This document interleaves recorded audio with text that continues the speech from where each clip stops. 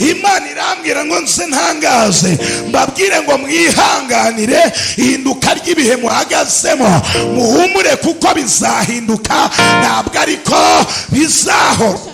Urwo rwandiko bakwandikiye bagaca iteka kutazabya, bagaca iteka kutazubaka, bagaca iteka kutazatunga, bagaca iteka ko abana babataziga. Ndagira ngo manure rapide stakole by Imana iri buzima n'uru uyu munsi. Reka nkubwire intambara uri mucamo, hari Imana izirwana, ikazirwana utareba, ikazirwana utumva, ikakurengera uburyo utazi. Lapide kita labine fire zoletaya biniwa, agiye gusha ibyo yakoze. N'abarozi ndimo mbona babiri, ndaza kurwana n'aba barozi babiri. Ratiz ninshi wawe mu rugo mukuri cafe, entered into your home. Hari ubwo iwawe mazi. Do you know where? Do I know where you live? Nawe twari bwaganire. Have we ever had a conversation before? But I've reached into your home. Sanze y'urwandiko. I found a letter rwo kwa muganga from the hospital. Uru rwandiko. This letter. Wagiye kwa muganga. You went to the hospital. Ugiye kwivuza kutabyara. You're going to check on what is going on because you don't get bad. Nikimana ivuganye nanjye ariko aka kanya Imana nkorera yera ya Israheli ivuganye nanjye, nta cyuma kibaga kizigera kigucaho. Imyaka ibaye myinshi, mbonye imyaka irenga 5 ishize nta rubyaro ubona. Uhereye aka kanya ngwaye gutwita. Hallelujah. Uhereye aka kanya beginning from now, nkuyemo impeta. I've removed nkuyemo the impeta. ring. I've removed the nkuyemo impeta. I've removed the ring that had Imana irambwiye was putting on abadayimoni bo aho bari, the demons where they are, bari baramaze kurangiza urushako rwabo. they had already imagined. Uzamenya ko Imana kugiriye neza. You're going to know that God did ibyo Imana igiye kubikora. God is going to do this. Ikomora igikomere wowe wari waragize ubwawe. Going to cleanse of the scar. Kandi uzaba bari umwana w'umukobwa mbona. You should forgive the guy that Imana irambwe ngo uzamubabarire. God is saying you should forgive her. Rita Pilla stars, lady my fire. Lita kide bone for. I've been time high. Ready my time. Retif.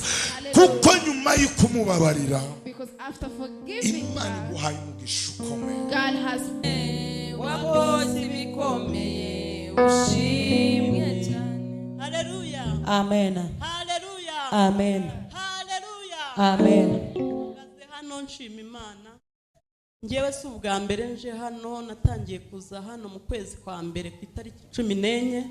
Ndushye ndemerewe ndira agahinda karanyishe, ariko ndashima Imana ko yampojeje amarira. Amen.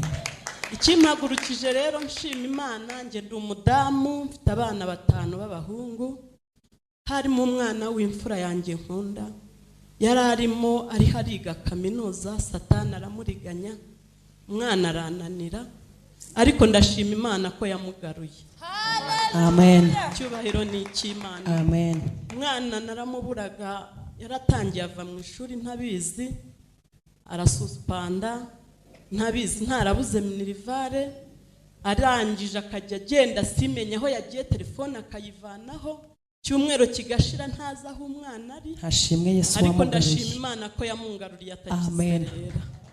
Nizeye yuko nibindi bikiriho izabikuraho. Izabikora mu izina rya Yesu. Ikindi nshima Imana, hari umwana wa 3 nigeze kumuzana hano. Umwana yarigaga ariko ukabona nta bwenge, ukabona ntabona amanota meza, ntago yarengaga amanota 49 50 aho nabiri.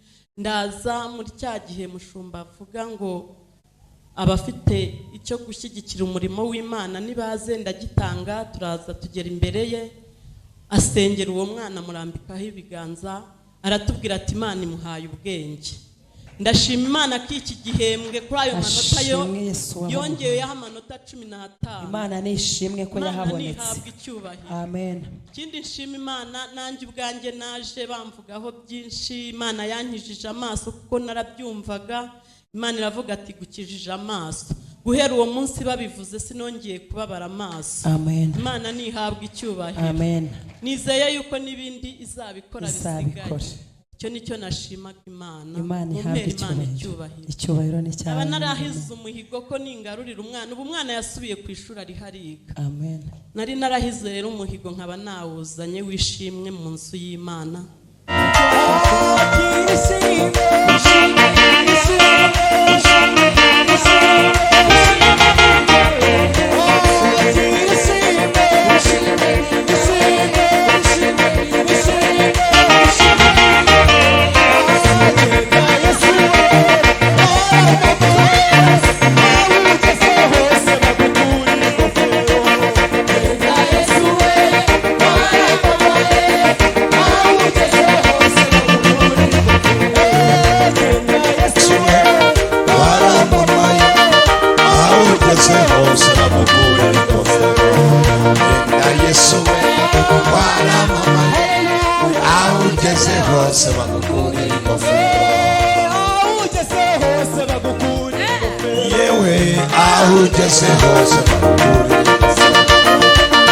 tuzamuye amajwi yacu tugushima twerekeje imitima yacu mu nzira zigana i Siyoni iyo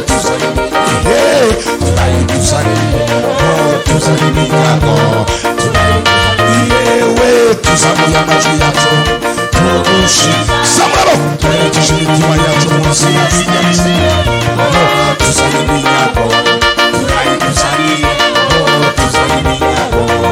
subiramo nanone tuzamuye amajwi yacu tugushima twerekeje imitima yacu mu nzira zigana i Siyoni tuzana iminyago turayikuzaniye tuzana iminyago subiramo tuzamuye amajwi yacu tugushima twerekeje imitima yacu mu nzira zigana i Siyoni tuzana iminyago turayikuzaniye tuzanye iminyago turayikuzaniye tuzanye iminyago zamura amaboko hejuru turebe tuzanye iminyago turayikuzaniye twese murya nono tuzanye amaboko cyane hejuru yewe tuzanye iminyago turayikuzaniye tuzanye iminyago subiramo nanone tuzanye iminyago turayikuzaniye tuzanye iminyago twende nono twagiye tuzanye iminyago sinira Imana gatoya turebe sinira Imana twende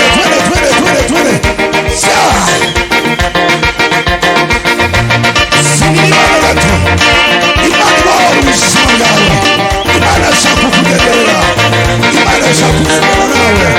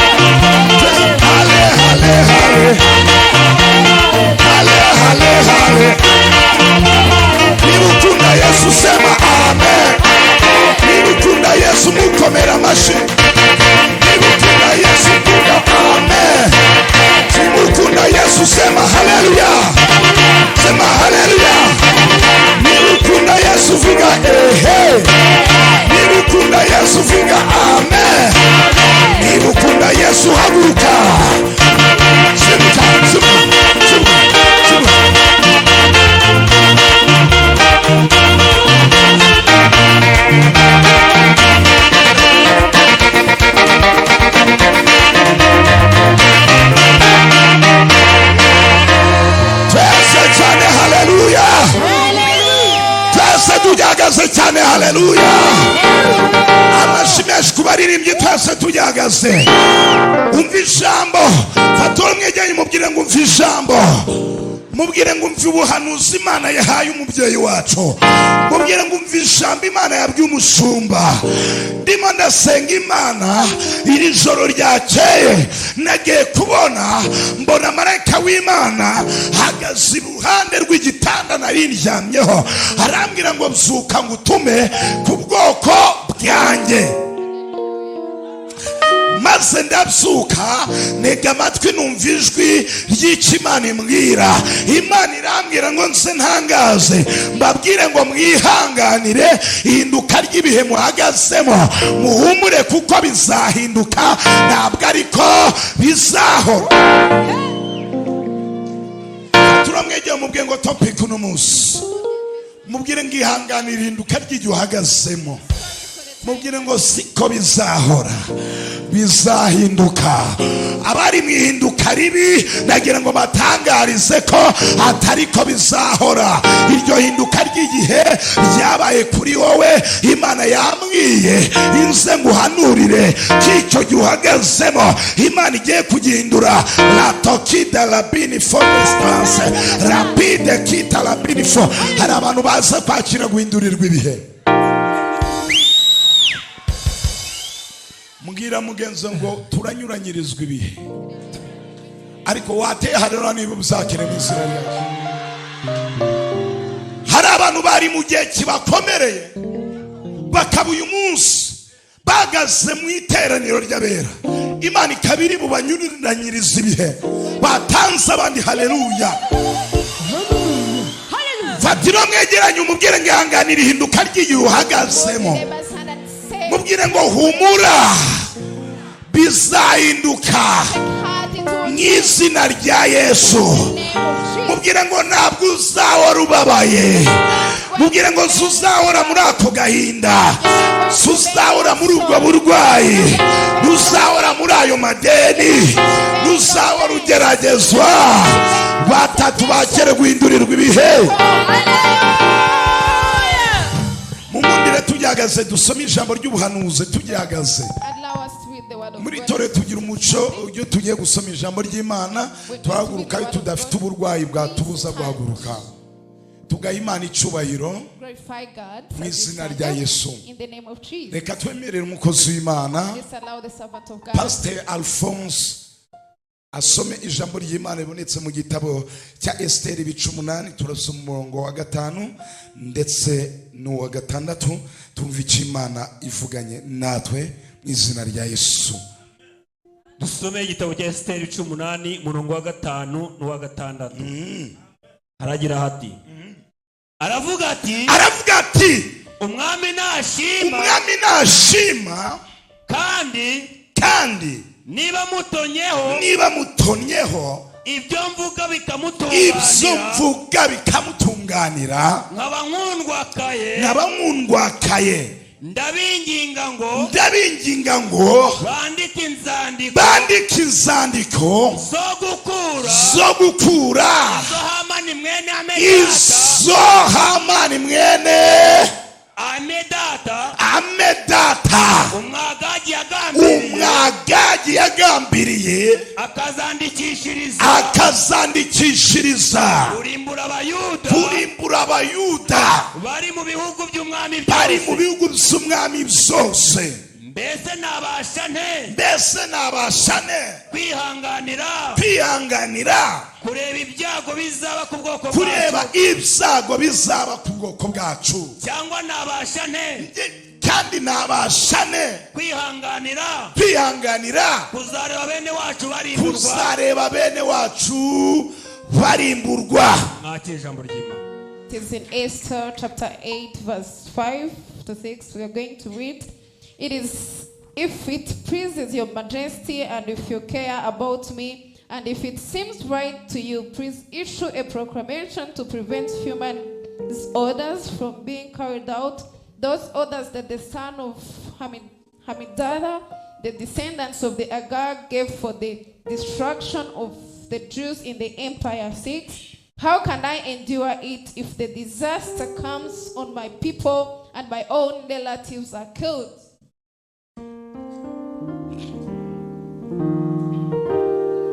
Then said the queen that I've looked and hanged for the human for the plot against the people of him. Receive the word of God. dukomere ijambo ry'Imana amashyi ntacyo bitwaye. As we clap for the word of God. Imana senga Imana. As I was praying, Imana yavuganye nanjye. God spoke with me ze kubabwira ijambo that I should tell you ry'ubuhanuzi ku buzima bwanyu. prophecy upon you. Ribabwira ngo ihanganire ihinduka ry'ibihe Tells you take uhagazemo for the time you stand kuko bizahinduka. for it will change. Bibiri tubwiye neza The Bible says it very ubwoko bw'abayuda the people of a Jew bwari buhagaze mu gihe kitari cyiza. standing the time that was not Iyo good. wumvisha abayuda When you hear about the Jews, ugomba kumenya ko ari ubwoko bwavuzweho you n'Imana. should very well know that people were Ugomba from the kumenya ko ari ubwoko bwavuganaga n'Imana. nation that used to speak. Ugomba with God. kumenya ko ari ubwoko bwasezeranyijwe n'Imana. It is a nation that was promised by Bano bayuda these Jews. bari bari mu gihe But kibakomereye. they had time for them. Igihe abayuda barimo As the time that Jews bari mu gihe cy'umusabano, it was a kandi time muri uwo musabano for. In that time they were bari baratanzwe. they were being hanged out. Abayuda The Jews basabirijwe mu buryo bubiri. were being requested for into ways. Ubwa mbere basabirijwe The first time they were being requested to umusabano wo kubatatanya. is a request to make them. Abayuda babaga hamwe The Jews used to be together. basengera hamwe They used to pray together. batuye They hamwe, used to live together. ariko Satani Satan, abonye ko bahuje imbaraga he said that joined them bakaba bagenda bamuritagura, and they are leading him out. apanga abami barabatatanya. Took the kings to go. Umuyuda umwe bakamutwara ku gisozi, One could be taken away. undi bakamutwara Rwamagana, One could be taken to Rwanda. undi bakamutwara i Burundi, Another one could be taken to undi bakamutwara Uganda, one could be taken to undi Uganda. bakamutwara Kongo. Another one could be taken to Abayuda the barabatatanya. Jews were scattered. Gutatana kw'abayuda Scatterness of the Jews zabacaga imbaraga. made them to be discouraged. Imana ihimbazwe. May God be praised. Umusabano wa kabiri, The second request, Satani abonye ko when Satan saw that nubwo batatanye, though they are scattered, aho umuyuda wese ari, while the Jew is arimo arahamagara imbaraga z'Imana, upon the power of arimo arahamagara ubutware the bw'Imana. Almighty, Abayuda the baraganira, Jews started to have a uri Rwamagana, the one in Guamagana, Imana itanga ubutware, God gave the authority akavugana n'uri Uganda na telefone yabaye without a phone. talaza wine my phone. Ariko aba bantu bakunda ijambo ry'Imana cyadutahe, bararikunda. Imana itanga konegisiyo.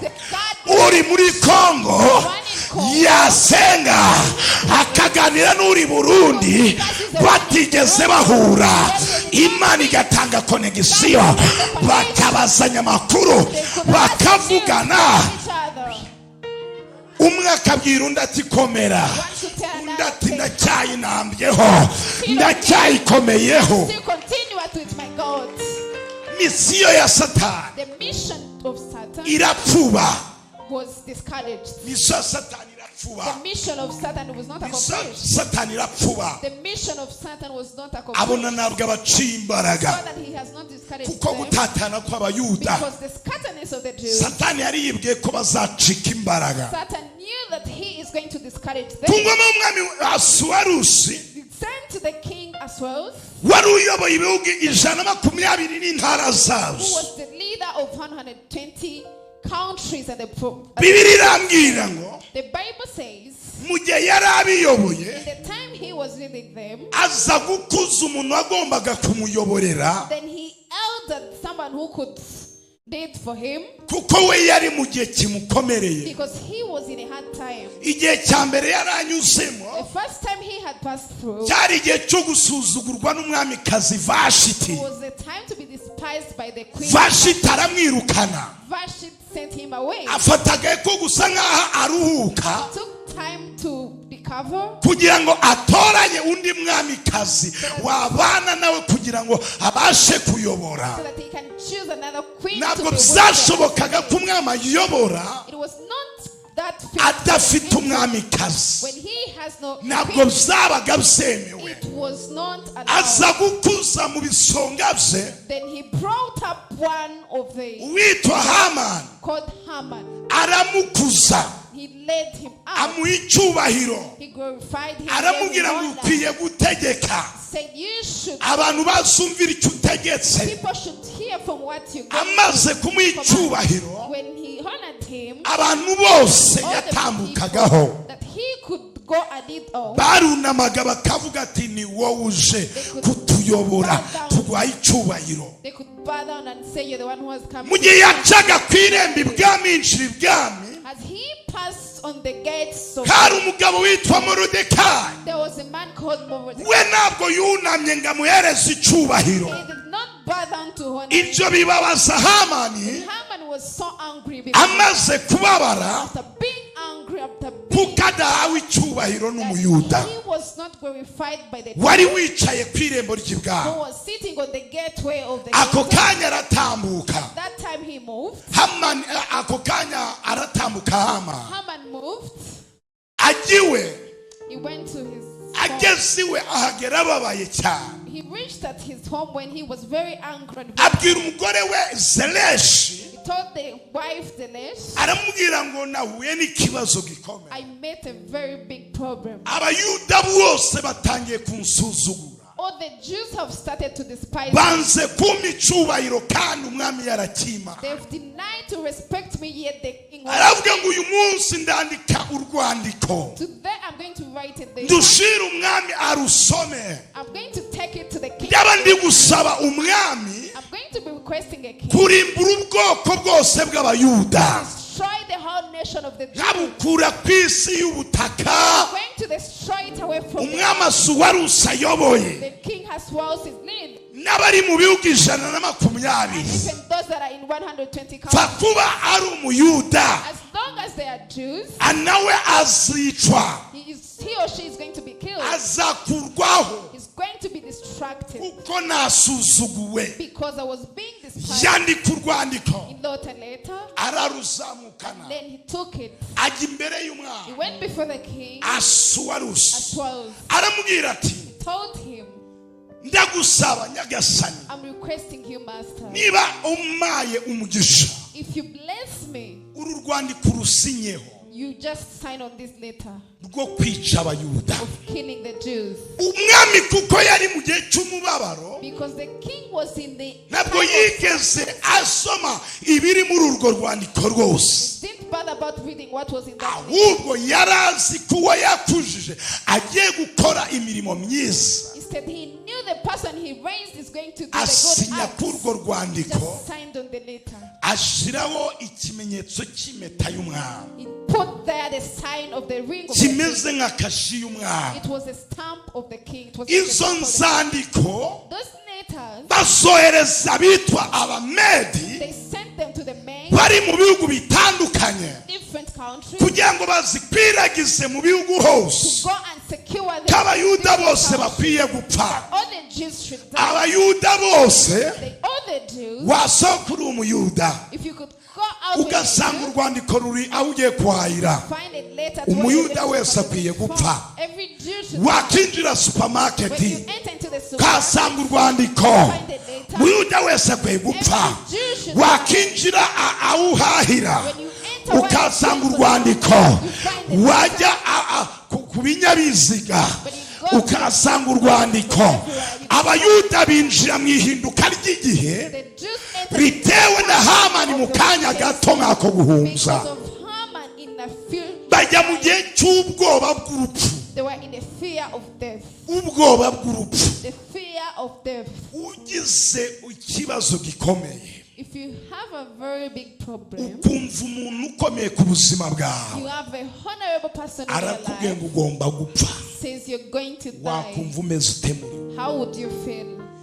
Yari bahangayitse cyane, They were so much in suffering. bajya mu minsi y'ububabare, They were in the time of hardship. inzandiko zimanitse. The letters were hung. Ariko reka mvugane nawe ijambo, Let me speak to you a word. nubwo bakumanikiye inzandiko All they hang the letters zirangiza ubuzima bwawe, end your life. ntabwo Imana izemera It's not going to misiyo yabo isohora. mission to accomplish. Ababyakire cyane amen. Say amen.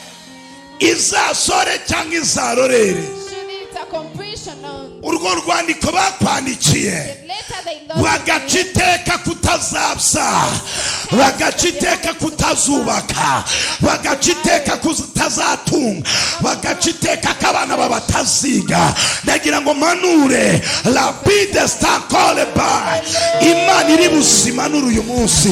Batatu bane batatu 13 banyakiriye, wateye haleluya.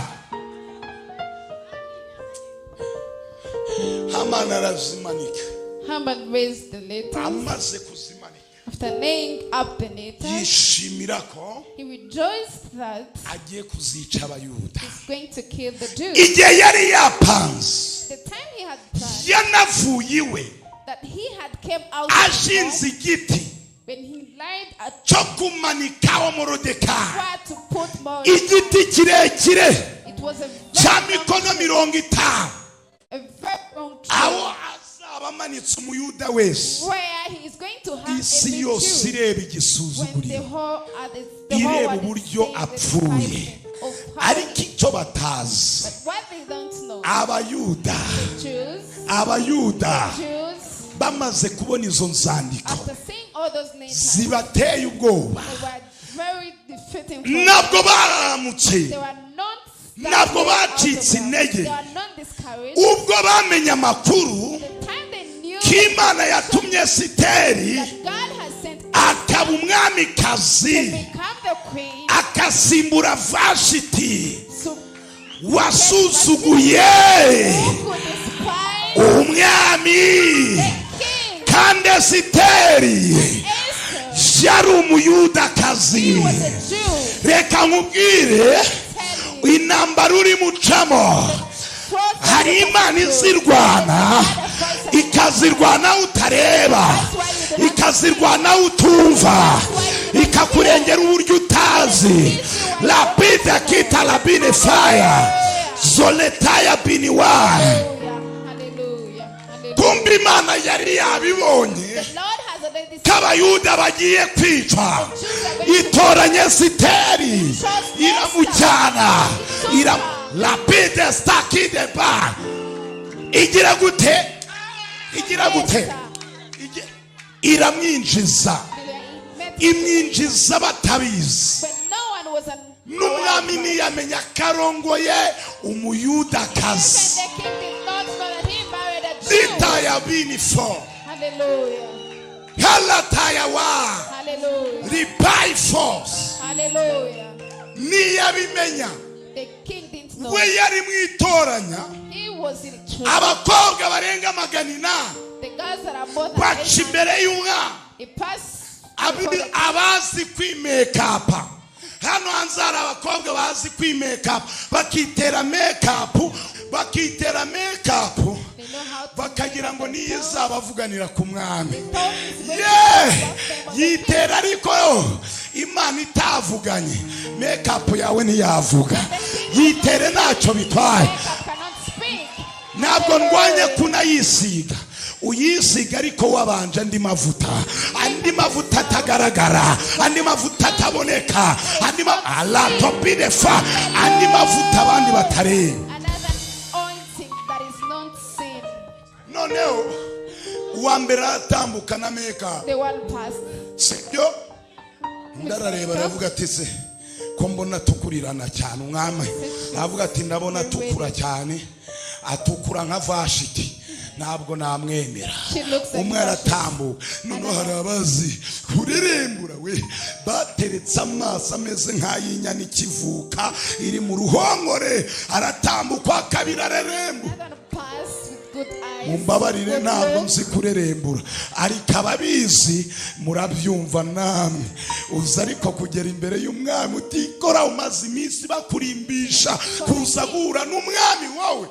urabizi to meet the king. urya fresher urya ibiryo by'ibwami You eat bamaze ngo amezi 3 barimbishwa bari ibwami barya ibiryo by'umwami 6 bifata neza biyitaho 6 months being prepared to boga go muri pisine bisiga amavuta nyerera yewe bashyiraho utwara twiza uwakabira baratambutsa rerembo the second one passed with good eyes kumbi looking so well. imana ikabegeze kuri asuwarusi yareba urerembura atariko uyameze nka Vashiti areba nka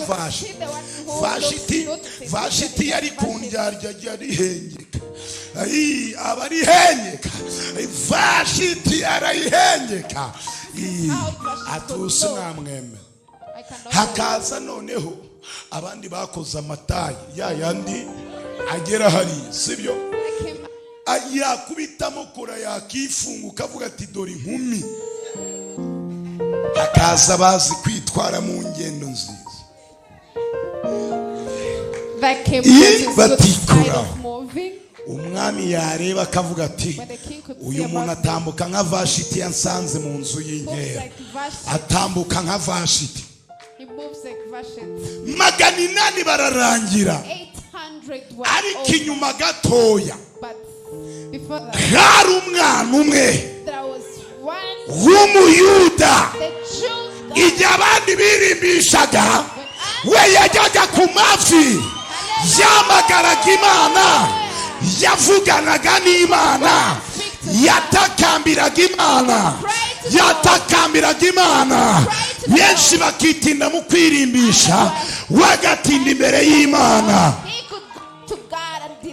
imirimbo yafataga yabaga ari micari ariko afite imbaraga nyinshi z'amasengesho zipika kuruta imirimbo ahantu muhumve niturwanye imirimbo ahubwo nashaka kubigisha umurimbo ubanziriza make-up n'amaherena na twatwara dushiraho tutugira freshe ndashaka kubigisha umurimbo wanjye Esteri yari yagiye ku mavi amezi 6 afata amavuta akabaza Imana ngo uranshyigikiye Imana tiri tole kisegute ndagushigiki umfico abayuda barusha abantu babarusha muri byose kuko babitsi Imana igumugisha kuko babitsi ijambo ryahanuwe iyo turi mu masengesho niyo dukanura nabi mu buryo bw'indebo ya mubiri iyo dutambutse imbere ya sheri wacu kuko ari ahantu twavuganye nayo sheri wacu aradukurikiza amaso akavuga atareba neza n'ukuri areba neza n'ukuri Imana igusiga amavuta atandukanye nayo twisiga Imana igusiga amavuta akugira mwiza utari mwiza kagataye kawe Imana ikagasirimura waba unanutse cyane twari wakavuga ati nkundu uyu umeze nk'abamisi waba warayabyibushye cyane twari wakatura ko akunda yo ikibi kikuriho Imana igihindura icyiza imbere y'uwawe icyo wowe wigayaho n'ikimana iza n'ugukundira Esther aratambuka yaniyambitse ibintu birebire abandi bakubitaga mizani mubazi ngo baba bari gukaranga ibinyebwa sibyo za nyine kujya bagaragaza hose ibyo ntabwo ari byo birya nshuti yanjye aho birya ni hano ku karago tugashira amavuta tugatakamba amavuta niho birya You call upon the anointing. This is where it can work from. Should I sing for you? Imana nireba imyambaro, Imana nireba imyambaro, hari kureba imyambaro, hariho benshi bari bazi kwambara. Naho yabwire ikireba nicyo yakuvuzeho, what you're putting on or your physical appearance. ikireba nicyo yagize ute, It looks upon what he spoke about you. yakuvuzeho. What he spoke about you. Esther abaraje rwose yaniyambariye bisanzwe, Esther was putting on decently. nta n'ibikabyo bimuriho. There are no mad things on her. Ageze imbere y'umwami, When he reached before the king, yumva ijwi riramuga ati nturebe mu maso and the y'umwami. voice, don't Mu look gihe through abandi his eyes. bacaga bakagira ngo Others could look through the turandeba eyes of the utesa king. suba byavamo cyangwa. Noneho acaho gato gato yibumbatiye yirebera hirya adashaka no kureba mu maso He y'umwami. didn't want to look through the eyes of the Vuga king. ngo ijwi The riba voice rigeze ku mwami reached to the ati king. uyu gutinya kukureba mu maso niwe uzakubera umufasha, niwe uzakubera umufasha, arakubashye. He has humbled Egura inkoni yawe yizahabu mutunge, him, and then aramutunga. said Bisobanurwa ngo atoranyirijwe kuba that he was chosen to babyeyi be mwubatse muri the hano, wife of a king. mwe kuba bavashiti mube ba Esteri. Women who Ni are akazi here kanyu, are niba not bavashiti ba Esteri bariteguye kwinjira mu myanya yanyu. Hari abavuganye n'Imana, those that spoke with God. hari ba Esteri bavuganye n'Imana. Now the Esthers that talk with God, Nyamara ndababwiye, I've told you. ba Esteri mwese yuti ndabemera. Esthers, we salute you. Asifiwe, Praise the Lord. asifiwe Yesu. Praise Jesus. Esteri agerayo, Esther reached there. Morodekayi amenya amakuru, Mordecai heard of the information. aramubwira ngo tuvuganire ku mwami, Said, speak for us. dore tugiye kwicwa. We are going to be killed. Esteri atinze When Esther delayed, akiga uburyo byagenda, think of how it could go on.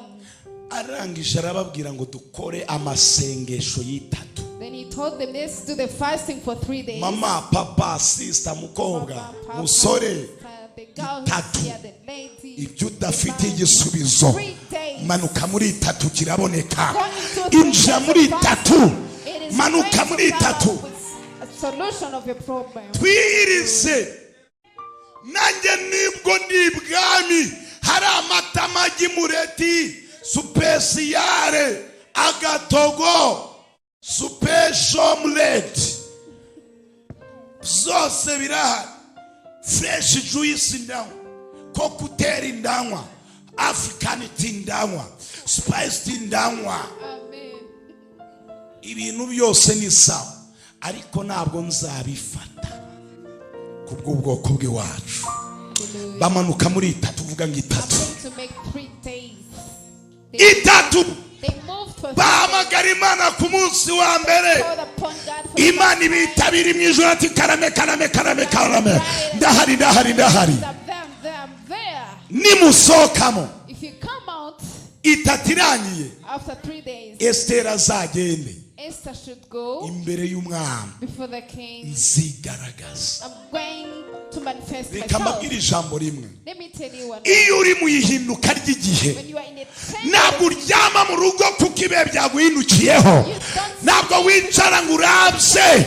Va mu ijuka, va mu ikuvureri, tujye gushaka Imana, duhamagara Imana. call upon him. Ihinduka ry'igihe iyo ryaje, They change the season when it sheri comes. wawe mutangiye kureba n'iry'intare mwararebanaga iryoroshye. Senga we, Seeing each other in a ntabwo good way. stress zimarwa n'icupa. Stresses are not covered by alcoholism. Va muri ibyo dusenge. Come out of that. Kujya ku mupfumu ntabwo ari byo bigarura igihe. Crafting does not. Igihe iyo cyahindutse, When the season have urihangana ugasaba umugenga w'ibihe, ukamuyoboza igihe, ukamubwira igihe uhagazemo. to pass. Hallelujah. Ihinduka ry'igihe, The change of the season. abayuda barasenze, The Jews prayed. ntabwo baretse They Imana. did not live about God. ntabwo banzi Imana They did not hate nubwo God. bari bashabirijwe. Though they were being Hari abantu benshi requested for. basabirizwa So many people that are requested bakahita for, biganyira mu mutima. and then they get wicked Ngewe to their mbona Imana hearts. itanzi cyangwa itariho. It seems like God is not Kwiganyira there si for byo you. That is not me. bizayikuraho, That wickedness si will byo not stop God bizatuma from being. ititwa Imana, Will not stop ahubwo God from being kumenya God. uburyo ujeze igihe uhagazemo Knowing how you nibyo manage bizagukura muri icyo gihe, bikakwinjiza aho Imana ishaka kukugeza. Hallelujah. Twese cyane tuti amen. Hallelujah. Amen. Barasenga They prayed. ku munsi wa gatatu. The third day. Vuga ngo wa gatatu. Say the third day. Vuga ngo ku munsi wa gatatu. The third day. Umwami yiyumvamo. The king felt Vuza gusangira n'abantu babiri akunda. to come and Bagasangira mu rugo imbere have the meal rw'inzu. with the two people that he loves. Agambira gutumira umugore we Esther He purposed to call upon Esther kugira ngo the wife, basangire. so that they can share. Atumira na Hamani He even called upon kugira ngo Haman basangire. to come and they share. Bose baraza They all came. bagera mu nkera. They reached into the place Bageze mu where they nkera. could meet from. Hari abagore bazi kwibebeza. Imana ibaha umugisha ndabakunda. Mu nkera sha niho mwabagabo The mu women who know nkera. what to do in the Mu right nkera time. baragufatira. Mu nkera umugore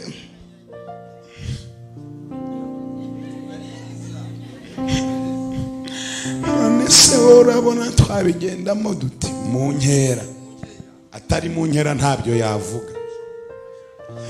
Esther yari yagezehe Esther had reached in a proper way. areba n'umwanzi wabo mu nkera. He could even see the enemy. Umwami arishima.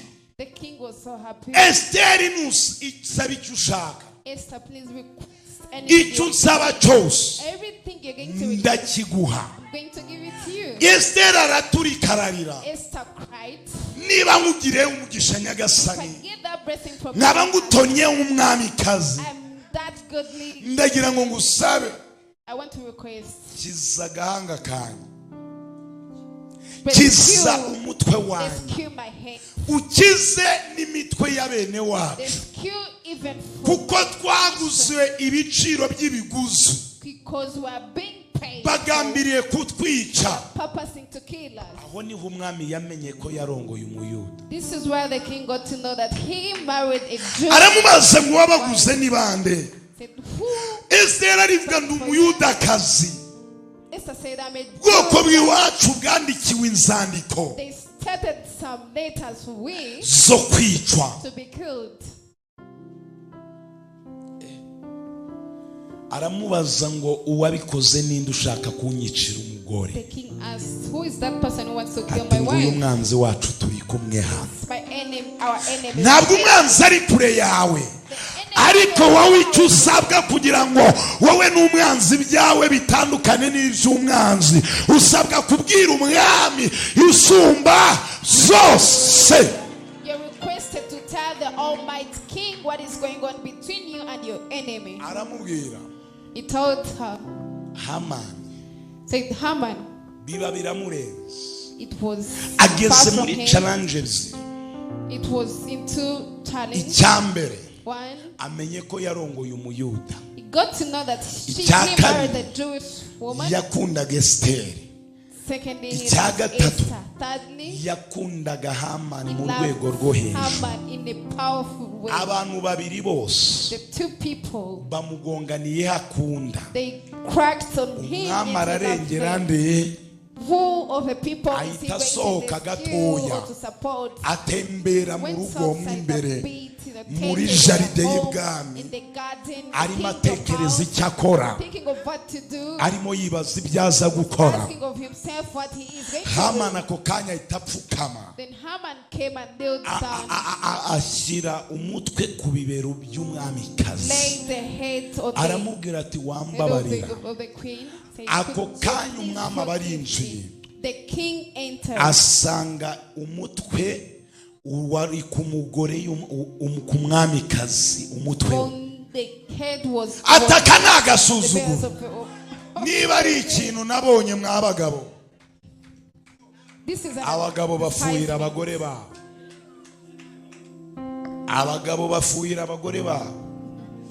Yababa we, nyamara wowe yari kugufuhira utangira kuvuga ngo ariko ngo se bongo biroroshe ngo vrema, ariko wowe aramutse abikoze But if she is the one to do it, ujye wumva uburemere rero, wagira ubimenye wirinde kugira. know how it feels and then you abstain from that. Tuvuge ngo amen. Let's say amen. Aramuga ati uratinyutse ushatse kumwica no kumumfatira mu maso ku ngufu. You want to Umva vuga just ngo Uwiteka yari pick mu up her before rugamba my sha, eyes. Uwiteka yari The Lord has Uwiteka already yari been the battle. The Lord had already inkone yari hafi ayiryungamo. Iyo nkone yitwara ibona iravuga ngo ndetse no mu rugo rwa Hamani twamenye amakuru, yashinzeho igiti cya mikono 50 cyo kumanigaho Moridekayi, kandi urabizi niwe wavuze ibyagiriye umwami neza. and he is the one who said what made the king to be well off. Avuga ni bagende bakimumanikeho. They go and lay him on that tree. Bakimumanika. Then they Reka take on that nkubwire, tree. buri muntu wese Every person wakwandikiye urwandiko that Lord laid it on rwo you kurangiza ubuzima bwawe, to diminish your life, Imana igiye kuvunja, God is going to make gukora a change. eshanje. God is going to make a change. Iramusubiza ibyo yashaka ko Going to bikubaho, reward back what he wanted. icyubahiro atakwifurizaga The n'agaciro honor he did with that, ni wowe biri buzeho. it is going to come to you. Isengesho uyu munsi turi bukore Prayer we're going to make today, niryo kohereza, it is to send, turohereza ibyo abanzi batwifuriza. sending back what our enemies Ibyo wish for. bakwifuriza ari byo bibabaho. What they wish for you is what Ukwifuriza will umugisha happen. ubone, ukwifuriza ibyago bimubeho, ukwifuriza kudashaka ntiyubake. You that want you to get married should get it. Icyo gikombe bateguye kunywera The cup they prepared for you to drink on, turakibaye bagira we ute, give it to them to drink on. baze In the name of kukinywera mu izina rya Yesu. Imana ihimbaza. May God be praised. Ngo Esther aza kuvuga ijambo rikomeye, Esther spoke of a powerful umwami word, amutunga indi nkoni bugira kabiri. and then the king Bisobanurwa ngo Esteri nabeho, saying, umwamikazi Esther should nabeho. live. The queen should live. Undi nibwo yamusabye, This is when he requested, aramubwira ati said, inzandiko ziri mu bihugu hose, the letters are in different countries. umwami arategeka ngo bazimanure, The king ordered that they should bandike let them inzandiko out. The right letters zivuguruza amategeko y'Abamedi to n'Abaperesi, reveal of the bahomesheho impeta y'umwami n'ubushishi, they should sign on it using the bitangazwe ko abanzi b'Abayuda it should be aribo announced bazicwa mu to the Jews. cyimbo cy'Abayuda. Niba unyitabye cyane, haleluya. Hallelujah. Inzandiko zose All the letters banditse ku buzima bwawe, they note on your life. Imana igiye kuzimanura muri aya God is masengesho. going to remove them Iraza down. kukwandika in inzandiko prayer. nziza. It's going to write for you a good letter. Barahinduye baravuga ngo Abayuda bubahwe, abanzi b'Abayuda aribo basuzugurwa bamanikwe. They turned and said the Jews should be Bwira honored and mugenzi the wawe enemies ngo should be urumva igihe wari crucified. uhagazemo kihinduka warwanaga gute? Do you know the time you were in as it changes, how would you fight? Igihe cyaraguhindukiye utinda gushaka, Time exchange for you wabigendagamo to gute? get married. How would Igihe you cy'uburwayi move witwara through gute? in the time of Igihe sickness, cy'inzara witwara the gute? time of Igihe famine, cyo gushwana n'umutware wawe the witwara time gute? of disrespectness Igihe with cyo your gucuruza husband, ugahomba witwara the gute? time you were selling and you just get horses. How Haguruka would you tugiye take gusenga this out? Imana, Praise, we are going to pray. tugiye kubiboherereza We are going to send all n'abari those hanze y'igihugu. even those Fata following kuri us abroad screen and yawe, coming. Touch on your screen. watura amagambo tugiye kwatura. Speak the words you're going Wowe to uri speak muri about. Amerika, You who is in wowe uri muri America, Australia, you who is in Australia, wowe uri muri Canada, you who is in wowe uri Canada, mu Bubiligi, who is in wowe Germany, uri mu Bufaransa, who is in France, wowe uri Sweden, you is in Sweden, wowe uri mu bihugu you by'abaturanyi, are in different countries. fata kuri screen yawe Just touch on the screen. tugeze mu isengesho ryo We're in kubohoka the time of mu deliverance izina rya prayer. Yesu Kristo. Tugiye gufata inzandiko zari zikuriho, We're going to take the letters that were given. sazatunga barabyanditse, nazaramisha urugo barazanditse, nazagira ubuzima barazanditse, nazakira barazanditse, nazabona amahoro barazanditse. Rapide sakole bone shanto. Zamura ibiganza byawe, subiramo ngo mwami Yesu, natuye ijwi rirenga mu izina rya Yesu, mbabarira ihinduka ry'igihe ryangezeho, ndiheba, ndakugomera, uhereye aka kanya natuye ijwi rirenga, mpamagaye amaraso ya Yesu Kristo yamenetse ku musaraba, amanuke ku buzima bwanjye, muri iri sengesho ryo kubohoka, ankure ikintu cyose cyari cyaramboshe, inzandiko z'abayuda banditse ku buzi, batwandikiyeho k'abayuda tuzapfa nabi, k'abakwizeye tuzananizwa. Hamani aratsinzwe, bivuga inshuro 7 wihuse.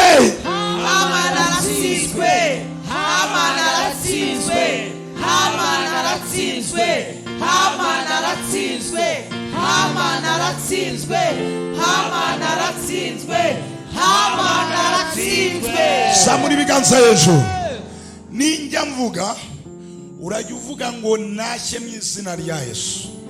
Hamani yagutezaga amahembe, nashye mu izina rya Yesu. Hamani yagutezaga inyatsi,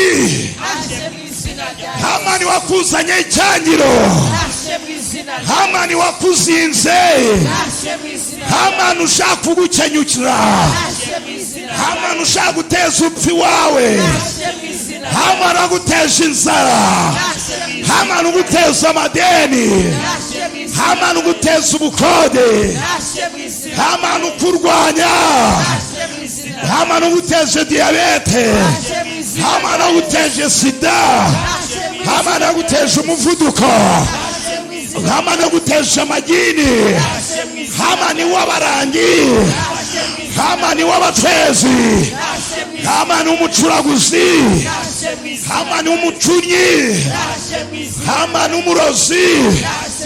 By force, by fire, by force, by fire, by force, by fire. Zamura ibiganza, ndagira ngabo basimu bakurekure.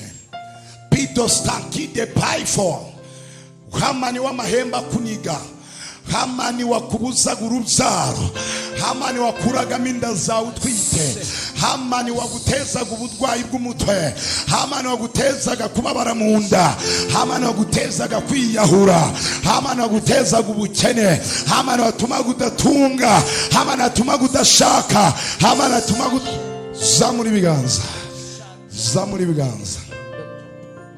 Tugiye gutera haleluya 7, tugiye gutera haleluya 7. Buri muntu wese agiye gusenga akoma amashyi yirukana Hamani warutsikamiye ubuzima bwe, wirukana inzandiko zari zikuriho. Binefo, zamura ibiganza byawe, tugiye gutera haleluya. Iyanyuma 7 ukoma amashyi menshi usenga kandi utarekera, uza gukoma amashyi cyane, Imana iri kunyereka agiye gukurwa inyatsi mu biganza, uza kwatura ijwi rirenga, Imana igiye kukumvira. Twagera rimwe, haleluya, kabiri imbaraga, haleluya, gatatu, haleluya, kane shema forime, haleluya, gatanu forime, haleluya, gatandatu cyane, haleluya. Iyanyuma y'umuriro power, power injira mu masengesho. Pa pa pa pa pa pa pa.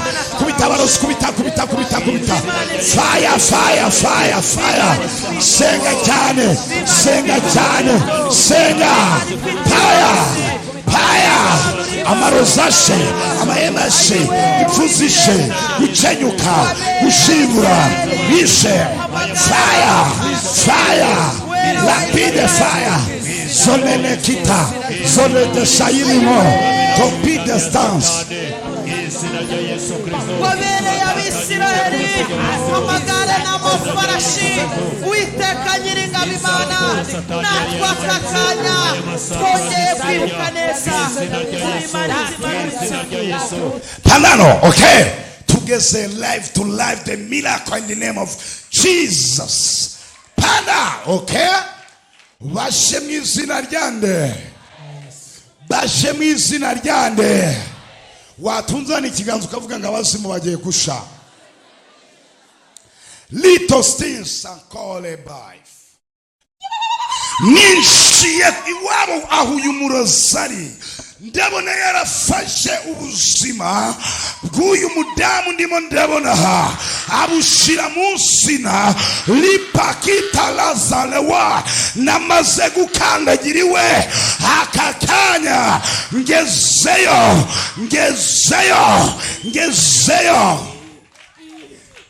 ndavugana n'uyu murozi nabwo ashaka kabyara ndabona yabojeje itarisi ye ariko aka kanya agiye gusha ibyo yakoze n'abarozi ndimo mbona babiri ndaza kurwana n'aba barozi babiri ratis lipaiwa pido zolawa entaimai zoletai fire bashakaga ngo bazamukuremo iterisi muri shehashika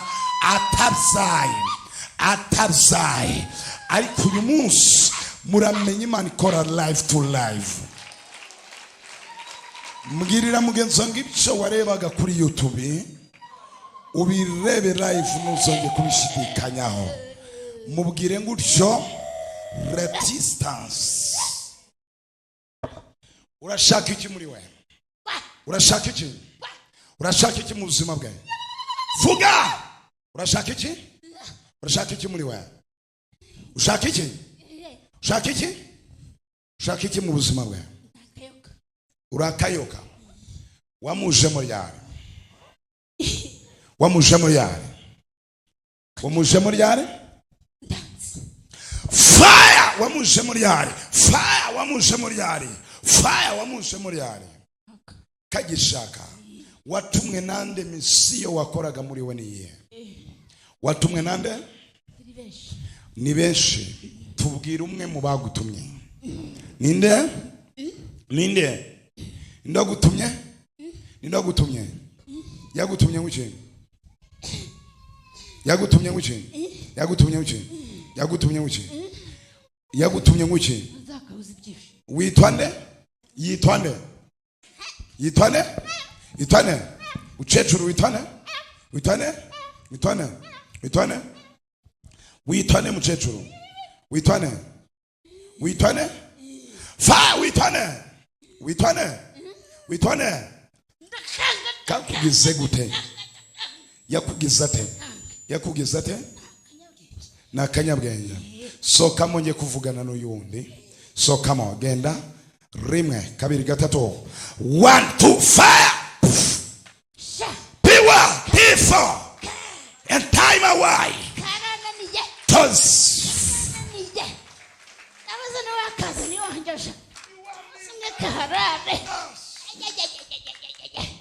kubera icyo utamushaka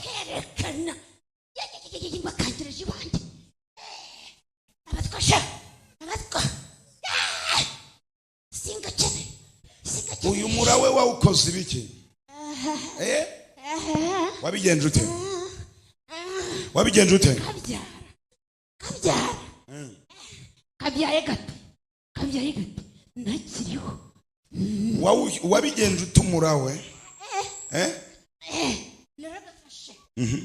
Nahash. Kashwanye n'umuhungu wanjye. Kashwanye n'umuhungu wawe uza kubunga, okay? Ego. Kakigize kezereka. Kirambuye. Wabigenje ute? Karavuga umugabo. karavuga neza karya karisanze Peter is fire. afashe igitenge cyako ataho umushumu ndangije ndawutwara ndangije sha ndagenda ubigenza ute mukana ahantu inshuti yanjye ndamutekerereza ibyifura yanjye agahungu kagakobwa yashaka imikino naburabwa kumushaka reka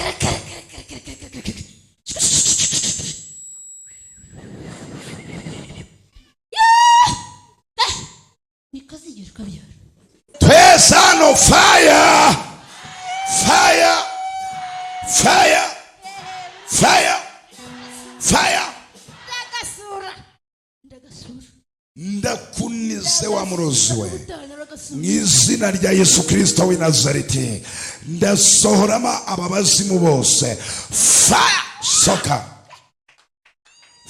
soka ndakwirukanye fire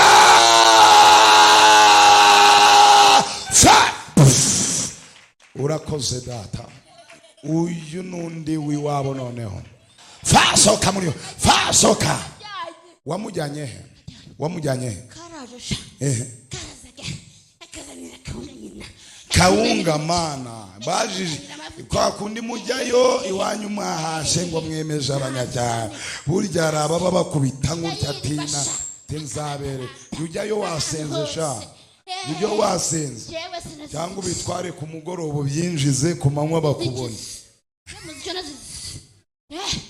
nasoni atoravuga rozavuga uciye havuga abaturanyi bavuga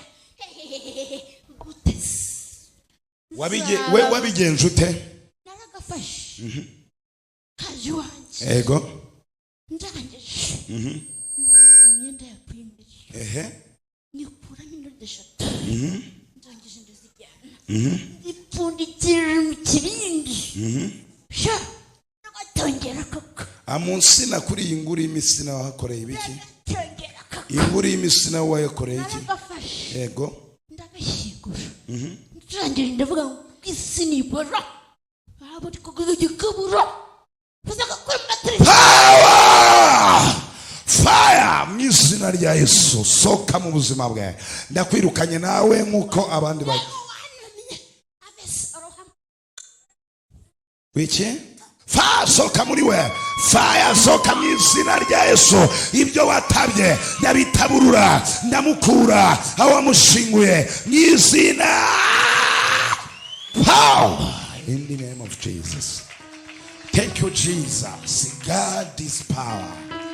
Thank you, Lord, usubiza ubuzima muri we for you've given life mu again. izina rya Yesu In the name Kristo of Jesus Christ. uhereye aka kanya Beginning from now, uyu mura wari waraboze this you tell us that has God's ndeka talent. ndebe izi mpapuro Let me see these papers uyu mudamu afite that this woman has. kaninshiriwe nzisome Let me enter into her house. handitsweho It is written that operation operation de matrice of the uterus. ariko aka kanya But right now, ndaza gutangaza ikindi I'm gisubizo going to announce another cyo result kutabagwa mu izina rya Yesu of being rescued in cyo the name of kutabagwa mu Jesus. izina rya Yesu Of being rescued in the name of Jesus. mama eguka byuka wino Right? kanguka wumve Wake ikimana up ivuze and hear from what God is saying. ahaguruka gato Raise a bit. humura Yesu yakubohoye God has delivered you. abatizera Those who don't believe babona ko babyikoresha think that they are doing it. imana iherutse their own. kumbwira God last told me ko abantu bajya bakirikita ku mwuka wera the people do criticize on the ko Holy ari make Spirit. abohora abantu That is not delivering people. imana igiye kuzajya ireka kubarinda gato nabo babohwe baze babohoke kugira ngo God is going babyemere to let you suffer so that you can be delivered rero and see kugira what ngo is going utazaba on. muri abo ntuzongeye For kukritika you not ku to mbaraga be in z'umwuka those wera people, you should not criticize on the Holy yesu Spirit's ashimwe power. bite utuye he Where do you live? kuri kafe ninjiye iwawe mu rugo kuri cafe. Entered into your Hari home. ubwo iwawe mazi. Do I know where you live? Nawe twari bwaganire. Have we ever had a Ariko conversation ngeze before? iwawe akakanya. But I've reached into your home. Sanze y'urwandiko. I found a letter Rwo kwa muganga. from the hospital. Uru rwandiko. This letter. Wagiye kwa muganga. You went to the hospital. Ugiye kwivuza kutabyara. You're going to check on what is going on because you don't get back.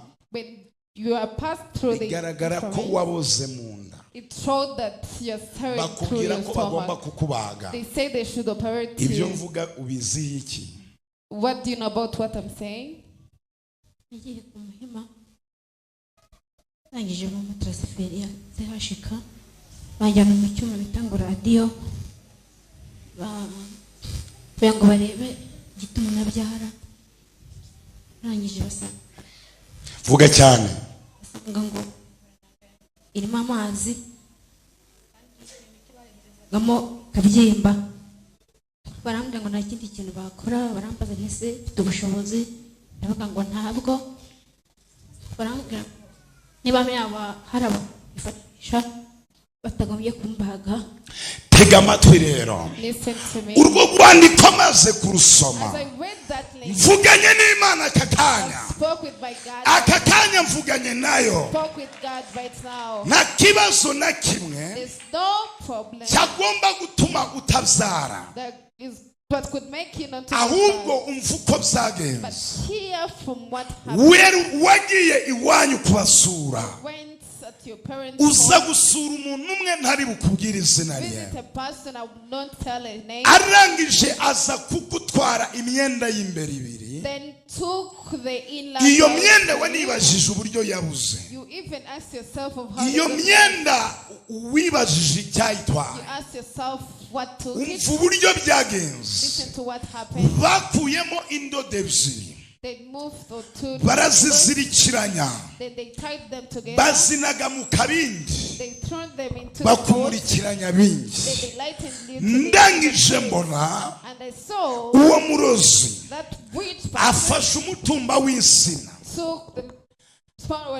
uyereye kino gice cyawo cyo hasi aracukura arawuhamba avuga ko ashinguye ubuzima bwawe uwo mutumba uko waboraga wanyunyaga amazi ayo mazi akinjira mu nda yawe niko Imana ivuganye nanjye ariko aka kanya Imana nkorera yera ya Isiraheli ivuganye nanjye nta cyuma kibaga kizigera kigucaho imyaka ibaye myinshi mbonye imyaka irenga 5 ishize nta rubyaro ubona uyereye aka kanya ngwaye gutwita mu izina rya Yesu hari ijambo tuhesha nk'abahanuzi b'Imana iyo duhesheje umugisha Imana irawutanga ntuze kwibaza ku ijambo rivuga ngo dutanze gutwita iyo turi abahanuzi tubyatura mu izina rya Yesu Kristo w'i Nazareti Imana irabikora ntabwo ari twe tubikora ariko ikorera muri twe niyo ibikoze mu izina rya Yesu Kristo w'i Nazareti. Amen. Amen. Amen.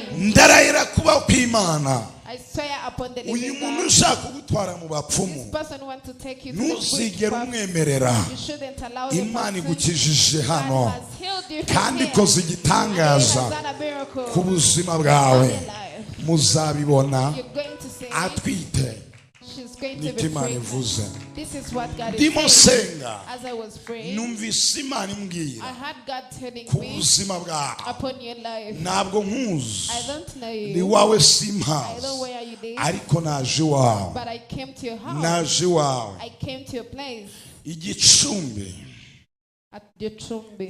nagusanzeyo I found you there. ngeze igicumbi When I reached mvugana nawe I spoke with uko you. Imana yarimo imbwira. What God was telling Imana me. irambwira God is telling me. wagize ikibazo You had problems cy'umukobwa of a girl. umugirira impuhwe. You had so Uwo much mercy mukobwa, on her. That girl. umva uko byagenze. Listen to what happened. umva uko byagenze. Listen to what uwo happened. mukobwa That girl yahuye n'abantu met with people bakoresha imbaraga z'abadayimoni, that use evil powers. bamwigiraho mwiza Then they reacted in a good way ko to her. ari abakatolike b'ikibeho cyane That- bakorana n'Imana. That they are Catholic Ibyo people mvuga that nibyo. serve with God. nkomeze mpanura ibyo mvuga n'ibyo. Distance beyond force God. Hallelujah. bamwigizeho mwiza, They appear to be good on her. bamutegeka ko ari ibintu agomba gukora kugira ngo abohoke. They commanded her to do something for him. uwo Her to be mukobwa agira delivered. ubwoba cyane. She got so much in fear. Hari ibintu bamukoreyeho uwo munsi. There are acts they did on her by that time. kuva icyo gihe Ever since that atangira time, kubona ibintu by'amashitani. started to see evil spirits. yumva abantu bashaka kumwica. People want to kill her. Imana yambwiye ngo God has told me umukoreho ngutya, you should touch on her like mubwire this. ijambo. Say a word. Ari hano, Is she there? ari hano, Is she here? nahaguruke, Raise on your feet. vayo hano. Come here. Impamvu Imana ivuganye The nawe, reason as why God has waje spoken urimo with urasenga, you. You came while you praying. ndetse no kuza kwe Even the coming, iwabo barampinze. the parents wababwiye umuntu witwa Papa did King, not bother about me. They talked wabonye about kuri my YouTube, name. You saw me on YouTube. barampinga, They were not in for me. baravuga ngo nababesha, They said, "He's a nabateka liar." mutwe. This is what God is ngiye saying. kumusengera Imana, I'm going to pray for her. arakurwaho imbaraga Going to z'abadayimoni. be removed of the evil powers. Byagenze bite mukobwa? What happened, sister? bahamagaye bambwira yuko bagiye kumbwira ku bintu byerekeranye n'ubuzima bwanjye. They told me they're going to talk about Mwirinde my abantu. life. You should abstain from people aguhamagara mutaziranye, that call you when you don't know each other. akakubwira ngo Imana You yamukubwiyeho. say God has said this and this on Abenshi you. barimo baratwarwa umugisha kubera ibyo bintu. Many people are taken of their blessing Abenshi because barimo of baribwa that. ibyo bintu. Many people are being taken of Akaza their blessing akagutera because of imiti. that. They come, they put some big evil Akaguhumanya. ways on you, and then you're bewitched. Kuva icyo gihe byaba, Ever since it ntabwo uyu happened, mukobwa asinzira, she has never slept ayumva ibintu anymore. hejuru y'amabati. Just feels things on the Ibyo roof. mvuga ni ukuri. Is it true what I'm Ni saying? It abadayimoni is true. There are the wahuye nabo, demons that you met with. biyambitse They were covering ko themselves bakorera Imana atari bo. that they serve God yet they do bigira ngo not. ni ababikira ngo bakorera ngo ni bikibeho. Abo bantu mubiri Say they are the sisters mu from izina rya Kibeho. Yesu Yes, they Kristo are w'i known. Nazareti, ngwino hano, Come here. ngwino hano, Come closer. uhereye aka kanya Beginning from mu now, izina rya Yesu, in the name of Jesus, acira ubuzima. receive life. Amyuka yose Every spirit bari barakumuritse that had life itaye in you, agaciro, that is isotse muri wowe that have come mu out izina of rya you, Yesu. in the name of Imbaraga Jesus. yose All the yari power ifite ubuzima bwawe, had your life. fire Fire. irekuye ubuzima bwawe. Release your life. Ndagutandukanya n'uyu I mwuka, separate you from ndagutandukanya this n'uyu power. murozi, I separate you from ndagutandukanya n'aba badayimoni by fire, fire, sokita, pile fire, happy or die, die or die, be die my horse, retokine life, ready my whole life, ariko mwatashe muri he, piwa, Are we here? rebatif, so wina my hotels and time, I be or die for, ready my I've been time my muvuge ngakakanya, muvuge ngakakanya, Say right now. imbaraga yose The power ifite ubuzima bwe that has imugiye kumurekura going to release mu izina rya Yesu. the name of Jesus. Watunzana ikiganza ukavuga fire, Why can't you say fire? rito siko entime, binto esawi, fire rekura, fire rekura. Urashaka iki mu buzima bwe? What do you want want in her? urashaka iki mu buzima bwawe? What do you want in her? bagutumye iki wa What murozi were we? you sent for? uramushakamo iki? What do you want? uramushakamo iki? What do you want in her? uramushakamo iki? What do you want in her? muramushakamo iki? What do you want? bamutwaye ikuzimu. They took her to hell. inyenyeri ndabibona ikuzimu baritwaye, at hell. ariko hereye aka The kanya beginning from now, nohereje imbaraga I z'Uwiteka send the power of the Holy zimukura ahantu Spirit hose bamushize to go and bring mu her from izina where rya they Yesu put her. Kristo w'i In the Nazareti. name of Jesus Christ aba of bazimu Nazareth. baramurekuye. The evil spirits are iyi leaving myuka her. bamushizemo The powers they put uhereye into aka her. kanya isohotse mu buzima bwe. From now it has gone out of her igiye life. kuvuza induru isohoka igenda. It is going to pour out rimwe as kabiri it goes. gatatu ndakwirukanye mu izina I rya chase Yesu. you away in the name of sohoka Jesus. mu izina rya Yesu. Come out in the name of sohoka mu Jesus. izina rya Yesu. Come out in the sohoka name mu of izina rya Yesu. sohoka mu izina rya Yesu. sohoka mu izina rya Yesu. sohoka mu izina. urakoze data. uyu mwana ntabwo agipfuye, umuhaye kubaho. She's not going to die anymore. izina rya She Yesu has been Kristo. given life in the name of Amen. Jesus. Amen. agenda abeho. Go and have life. ngusabiye umugisha. I ask for blessing to you. imana irambwiye God is saying igiye kuguha perime, He's going to give you a permit. uzahindurirwa ubuzima, You're going to enjoy your ugende life. ubikurikirane. imana iguhaye uwo mugisha God has blessed uhereye you. aka kanya Beginning from ukageza iteka ryose. and eternal. ufite umudayimoni uhereye aka kanya birarangiye. And from now tera it's haleluya over. ushimira Imana. Go to sit down all rise. imana ikomeze ikora ibitangaza. imana ikomeze ikora ibitangaza. ndavuze ngo imana ikomeze ikora ibitangaza. imana ibohora ubuzima bwawe. haguruka gatoya, Praise a bit. egera ejuru wumve icyo imana ivuganye nawe. take the microphone right. ndimo senga imana, As I was praying, nagiye kumva imana I heard God.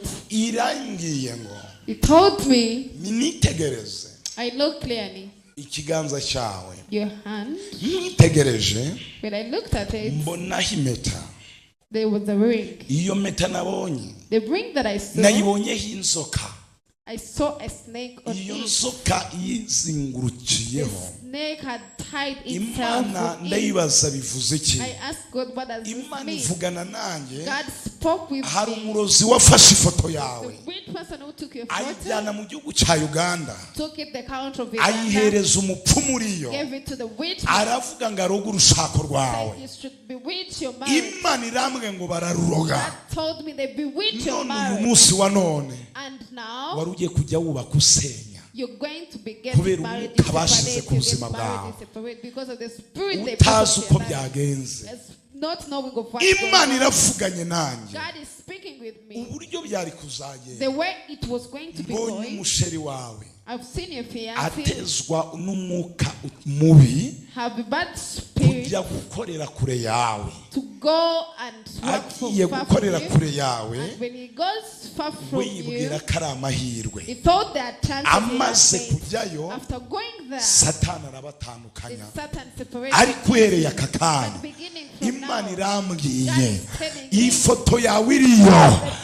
itwayeho imbaraga zayo, itwayeho ubushobozi bwayo, ikuye ifoto Uganda, igaruye urushako rwawe. wateye haleluya. praise hallelujah.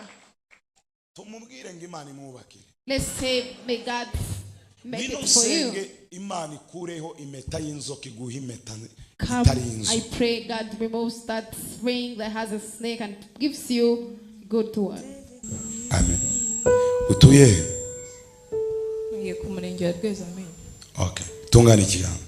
data mu izina rya Father, Yesu in the name of Jesus, mpagaritse aba I badayimoni stop this barimo barwanya buno buzima has been fighting mu her. izina rya Yesu. In the name of Jesus. hari icyo yankoreye mutima wa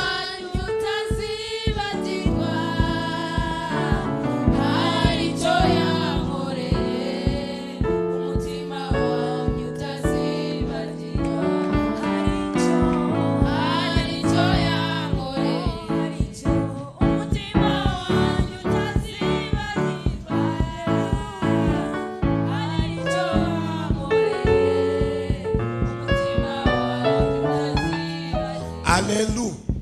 Uhereye aka kanya Beginning from now, nkuyemo impeta, I've removed nkuyemo the impeta ring. I've removed the iriho ring inzoka, that has a snake on iriho it. inzoka. That has a snake on it. Nkuyemo impeta I've removed iriho inzoka. the ring that has a Imana snake on it. irambwiye God is telling agiye me kuzambara impeta y'ubukwe, she's going to put ntabwo ari impeta a ya ring mariage. of marriage.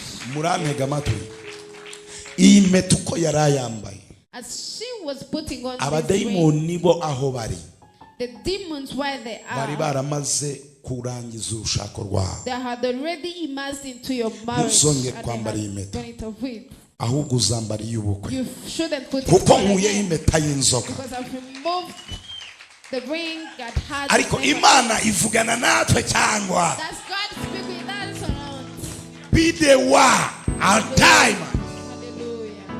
Ndarahiye I swear. mu kwezi kwa 12 In the month of December. Imana yahaye umusheri wawe konji kugira ngo mariage ibe. Hallelujah. Niba uyakiriye amen. For you to have that marriage. Hallelujah. Hari umudayimoni There's a demon wajyaga hagati yawe nawe that could go between the two mugapfa of you. ibintu by'ubusa, And then you fight for nothing. nyuma mukongera mukiyunga. And then again you come back for Uwo each other. mudayimoni avuyeho. That demon has been Niko cleared Imana out. imbwiye.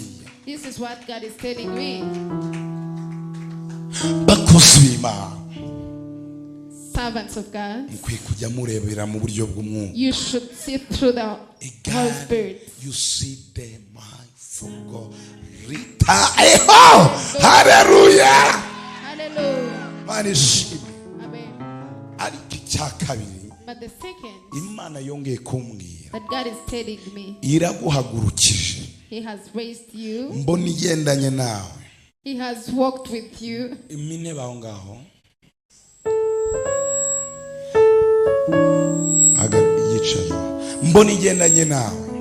Has moved with Igihe you. yagendanaga nawe. And He Mbona moved with you. ikwicaje ku ntebe. He made you to sit on Mbona a chair. ikwicaje ku ntebe. Made you to sit on a Imana chair. irambwira Then God told me, iguhaye akazi has given you, kuko abadayimoni because the demon bari barakuzinze had already ngo taken you, ntugakore. that not to Ubonye work. akazi keza. God has given you a good Mbega ibyo job. mvuga ni ukuri. Is it true of what I'm Mbega ibyo saying? mvuga ni ukuri. Is it true of what I'm saying? Uhereye aka kanya Beginning from now, guhesheje umugisha, bless you. ugiye kubaka, You're going to get uzagira married. urugo rwiza, You're going to have a good uzakora marriage. ubukwe bwiza. You're going to have a good Waje hano You came here wibaza, ndashaka kumenya uyu mugabo, uyu musheri turi kumwe niba want to tuzabana. asking yourself whether you're going to marry the man or not. Nibyo? Is it true? Hari ubwo nzi, Do you know me? hari ubwo twaganiriye, Have we ever spoke before? ariko uyu No. mwanya But now, umva Imana nkorera. hear from the God that I Igihe serve. wabyibazaga As you are asking yourself wari about kumwe it, n'Imana. I was with Iyo God. Mana nkorera The God that I mwari serve, muhagararanye. you are standing with the God that I Irambwiye serve. ngo He has told uyu me, mugabo muzabana. you're going to marry this man.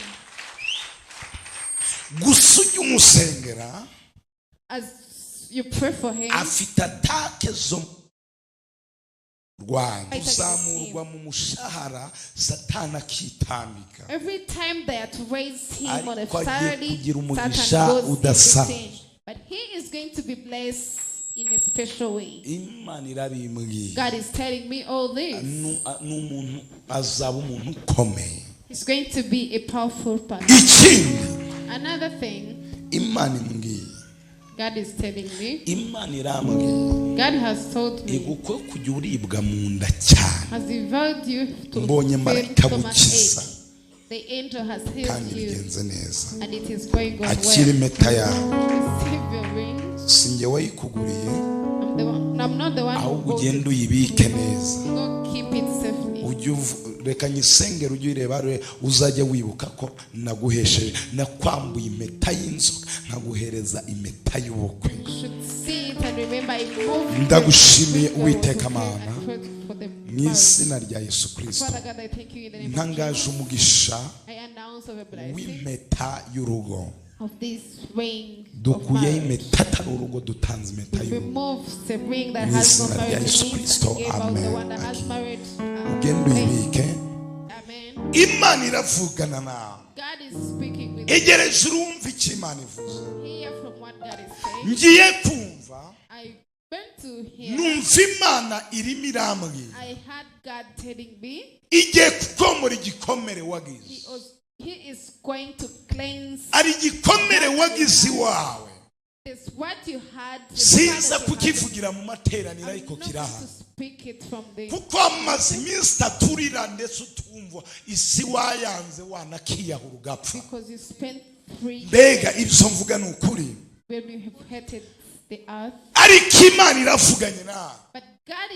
Mu kwezi kwa karindwi ugenda utegura itariki ushaka.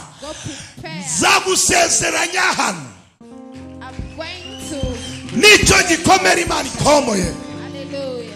Satani yari kuzabisunika.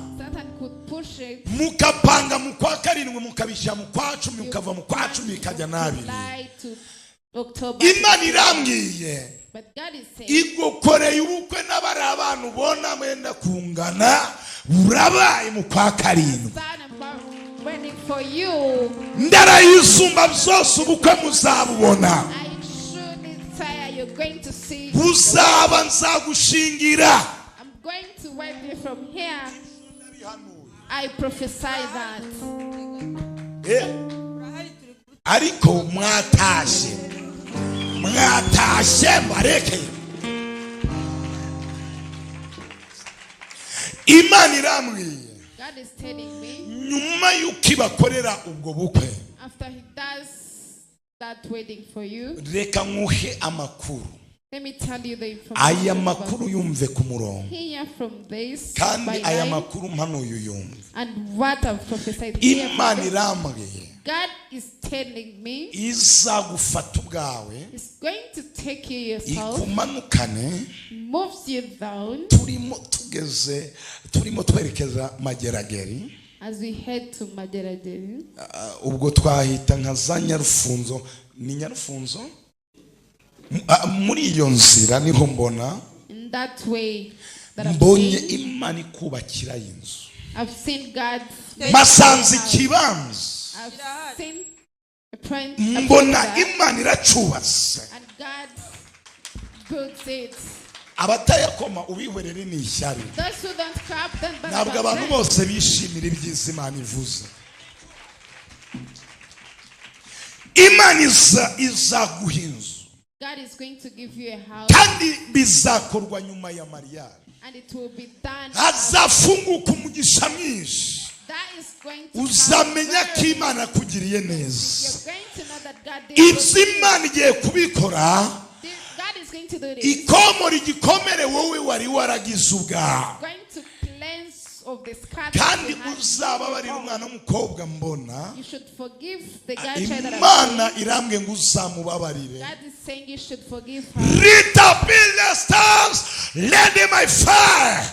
Rita kide bone for. I've been time high. Ready my time. Retif. Kuko nyuma y'ukumubabarira. Because after forgiving Imana her, iguhaye umugisha ukomeye. God has blessed you in a powerful way. Nikimana ivuganye nawe. This is what God is telling me. Rato be the stars, God. Hallelujah. Liam winter. A door beat for God. Ikindi Imana ivuganye nawe. Another thing that God is talking with me. Umwana wa mukuru. Your elder child. Akuweho uburwayi bw'amaso bwashaka umuhumya. Removed of the sickness of Satani ntabwo ashaka yiga. Satan doesn't want him to. Yarimo amufunga warabimbwiye. Imana iravugana na. God is speaking with me. Kimukishije ubuhumyi. He has healed the blindness. Hari imbaraga z'Imana. There's a power of God zimanutse ku buzima bwe. that has come to the life. Mbona zimukije imitsi y'umutwe ijyana mu maso. How? Yagombaga guhuma. He could get blind. Ariko Imana iramukije. But God has healed. Ni Imana ivuganye nawe. This is what God is telling. Ikindi Imana imubwiye. Another thing that God is telling. Ufite ibere rimwe. There's one blessed. Ujya kumva ukumvamo umusonga ukomeye. You feel the hitting point of it. iryo beri iyo ugiye gukaraba When you are to go to bathe, wumva ritonekana ntiwarikarabya. you feel pain, you cannot. Imana data wa twese The Father of all of us, irimo iravugana nange aka kanya, speaking with me right now, igukije kanseri yo mu has ibere. saved you from the breast cancer. Tera rero unyitabe uvuge amen. Hallelujah. Hallelujah. Amen. Hallelujah. Amen. Hallelujah. Amen. Imana izakugirira neza.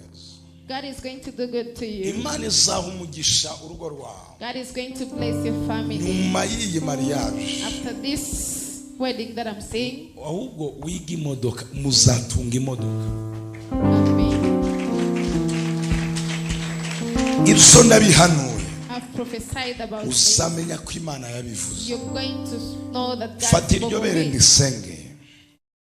Data mu izina rya Yesu, Father, in the name of mu Jesus, bushobozi bwawe, in your authority, mu butware in bwawe, your power, sengeye aba bana, I pray for sengeye uyu mubyeyi, this woman. sengeye abana be, I pray for the sengeye children. iri that bere. she has. I pray for the blessed. Ibere ryonkeje aba bana Breast that breastfeeded ntabwo these rikwiye children kugira kanseri. should not have cancer. Ndihesheje ubuzima Give it life. mu izina rya Yesu, In the name of Jesus, akira kubaho. receive life. Kanseri turayinanije Cancer will dismiss you out. mu izina In the rya name of Yesu Jesus Kristo. Christ of Nazareth. Dukomere Yesu amashyi Let's clap hands for Jesus. mu izina rya Yesu. Reto 5 e bint force red emaf atoyiwa God. Ngeze ku buzima bwawe, I've reached on your life. ngeze ku buzima bwawe. I've reached on your life. Imana ivugana nanjye. God spoke with me. Reba hano mu maso, Would you please see through my eyes? aguruka mu izina rya Yesu. Raise in the name of Jesus. Imana irambwiye God has told me hari umuntu there's a person wafashe itaka ry'ahantu wakandagiye, took the soil from where you stepped, iryo taka rijyana mu barozi n'amazina yawe, took it to the magicians with your baguteza name. ibintu, amaguru yawe uba wumva agiye They kuba spread your pararize. things, your legs feel like getting Ibyo paralyzed. mvuga ni ukuri, Is it true what amaguru I'm arara saying? kubabaza cyane You always feel ndetse ukumvamo ibintu part of the by'ibinya. legs. Imana iravugana nawe, God is speaking with wari me. ugiye kumugara burundu, You are going to be, ariko ukigera muri iri torero but as you reached into this Imana church, irambwiye God has said, igukijije iyo mbaraga yari He ifite has ubuzima told bwawe. you from that power that had your life. Cya kabiri bagukoreye, Secondly, that I did on you, bagutongereye inyatsi.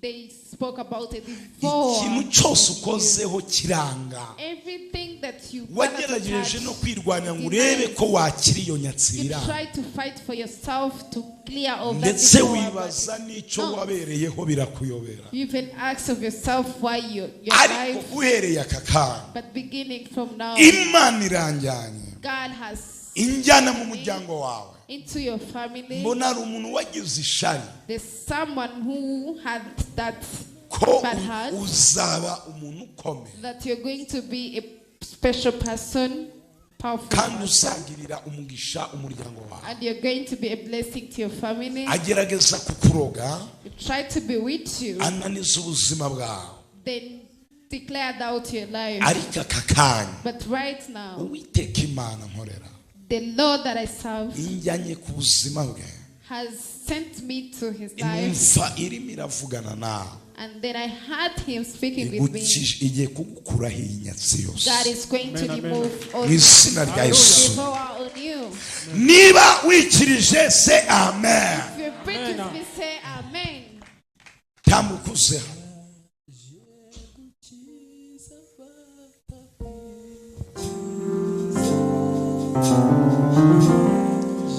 Ndagusengeye Imana, ndagusengeye Imana I pray for you. mu izina rya Yesu. In the name of Jesus. Akira ubuzima, Receive life. akira kubaho, Receive to live. ndakubohoje. I deliver you. Amaguru yawe akire, Your legs to get healed. fire, Fire in the ubaye name of muzima. You're a new person in the Imana name of iravugana Jesus. nanjye. God is speaking with me. Hari umudamu There's a woman yaragiye kuzagufungisha, wanted to imprison you. wirinde cyane muri iyi You minsi. should abstain in this day. Satani yagusabirije ngo ujye mu nzu y'imbohe, Satan is looking after you to go ariko into the ngusengeye prison. ndabihagaritse, But as I prayed for you, I've ariko stopped ugira this. ubwirinzi bukomeye mu izina rya Yesu. Hallelujah. But you should Tega protect ibiganza yourself byawe, from that. wirukanye inyazi, I chased away the devourer from utangire you. ukore byemere, Go work and it utangire happens. wakire umugisha Go receive your mu blessing izina rya Yesu. in the name of Jesus. Amen. Amen. Genda amahoro, yihute genda, tera hari ushimira Imana. Say hallelujah and thank God. Imana irambwiye, God is telling me, hagurukamo amasenti yawumve. Imana irambwiye, God is telling me, uyu mwana wawe this child of yours afite inyenyeri y'umugisha, has a star of a blessing, kandi inyenyeri muriho and the star that is on her nabonye yaka mu buryo budasanzwe, lightened so much, byateye ishari then it caused the bad heart. umuryango. She comes from Babonye the ifoto father's family. n'amazina ye, They saw the photo and the names, babimurikira ibigirwamana bakorera, then they laid them to the witchcrafts that they bababwira serve. ko uyu mwana They told them that this child azakomera mu buryo budasanzwe. is going to be powerful. Uyu mwana ubona wicaye aha, This child sitting here azaba ari abana n'umwami mu gihe cyo gukura kwe ngurya. is going to live with the king. Ibyo at ndabihanuye time muzabibonesha growing up. amaso. Ibyo byabateye ishari, It's made them to have a bad heart. bafata umumuriko w'abadayimoni, Then they took that lightning way of batamba demons. umwana wawe ngo asakure ari umusazi, They sacrificed your child to grow up as amenagura a mad ibintu person, byose. packing down everything, destroying each Hari and igihe everything. kimwe yamenaguye ikintu mu rugo ajugunya, wibaza ibyo ari byo, There's birakubabaza a cyane. time she destroyed something at home. Ibyo You ask mvuga ni what ukuri. is going on. You are so much worried. Imana iravugana nawe. God is speaking with me. Imwe yagukije kanseri The one that healed you from igiye cancer gukiza uyu mwana wawe. is going to heal your child. Uraza guhaguruka usubira mu Bwongereza. Going to go back to the England Imana ikoze igitangaza when kuri God iyi has Mana. done a very grateful miracle upon your Niki Imana life. ivuganye nawe. This is what God is saying. Niba Imana ikiza kanseri, If God can heal cancer, dusenganye kuri telefone, when we prayed just on the phone, tutari kumwe live, we're not together. ari mu gihugu He cy'Ubwongereza, was in England, tukamusenga agakira but kanseri, we prayed and she got healed from akaba cancer. yaraje gushimira And she Imana. came to thank God. Si waje gushimira Imana, Did you come to thank God? aje gushima She came to thank ko God yakize that she kanseri. got healed from cancer. Iyo rero yabwiye The kigukijije, God that told me that He has imishuri healed you, y'umwana wawe He has revealed me of your atambye life. i Bugande, sinzi niba uyu mugabo ijwi rye Her voice rigiye kuza, going to come. uzatangara mwumva umwana avugana namwe. Aka kanya ndamusengeye mu izina rya Yesu, ibitambo byose, umumuriko wose, Lies in the steed on her.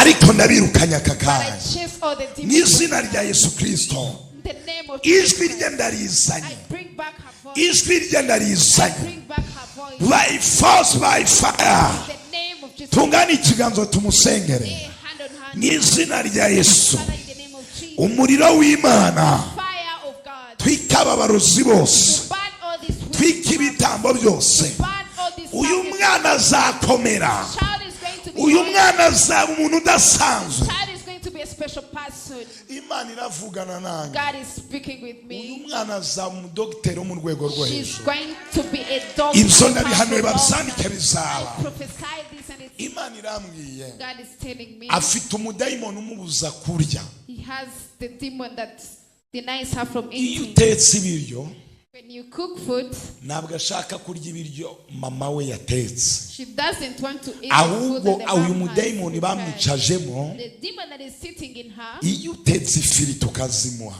when you cook chips, uwo muzimu uramuga ngo ntukarye ibiryo mama wawe yaguteke, turamwanga. the evil says don't eat the food ariko that wagenda kuzigura muri you get restaurant your mouth. But when you buy it from the restaurant, akazirya nk'urimo urya ubunyobwa.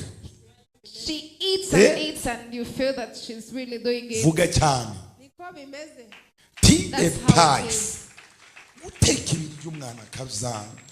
You cook food and the child Wazana denies ibisa it. nk'ibyo wamutekeye ubikuye ahandi atari wowe When wabitetse. you Abona bring the apeti. food from somewhere else, then she has that appetite of Ariko eating. turabyanze. We deny this. Uhereye aka kanya Beginning from now, agomba kurya she has to eat izo kurya the umuteke food that you prepare for her. n'izina rya Yesu In the Kristo. name of Jesus Christ, Ndekuye imbaraga I zima. bring about the power of the Lord. ubushobozi I bw'amaraso bring ya Yesu. about the authority of Guhera the aka blood of Christ. kanya Right now, amateka yahinduke. that her history Ntabwo uyu changed. mwana twemeye ko asara. We don't want her to get mad. Umwuka wo gusara We turawuwanze. chase away the spirit of Tumanije madness. imbaraga We y'ibisazi. chase away the spirit, the Tugiye power of kubaho madness. kw'Imana. We bring about the goodness of Amateka the ye Lord. nabe masha. Her life Fire! is new in the name of Jesus. Afite ama infection She has some infection. Satani yamuteje. The Satan caused her. Uhereye aka kanya